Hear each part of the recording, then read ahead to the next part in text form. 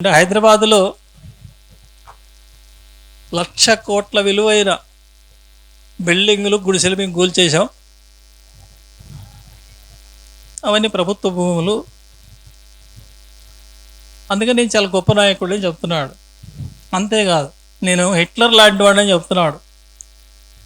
Hitler అంటే ఎవడు? Hitler అంటే ప్రపంచంలో ఎర్ర జెండా మీద కత్తిగట్టి, పేదల పైన కత్తిగట్టి, సామ్రాజ్యవాదుల తరఫున ప్రపంచాన్ని కబళించ చూసినటువంటి ఒక దుర్మార్గుడు, నియంత.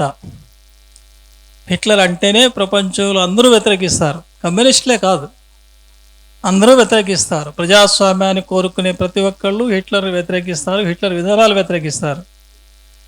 కానీ మన రాష్ట్ర ముఖ్యమంత్రి రేవంత్ రెడ్డి మాత్రం హిట్లర్ని పొగుడుతున్నాడు. నాకు కోపం వస్తే హిట్లర్ లాంటి అంటున్నాడు. ఎవరి మీద కోపం వస్తే?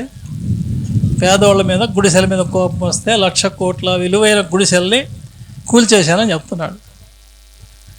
అయితే ఆయన ఒకటి విషయం మర్చిపోయాడు.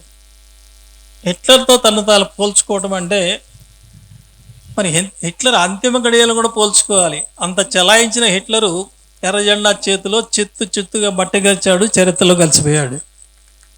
మరి ఈ హిట్లర్ ఎక్కడికి పోతాడో నాకు తెలియదు.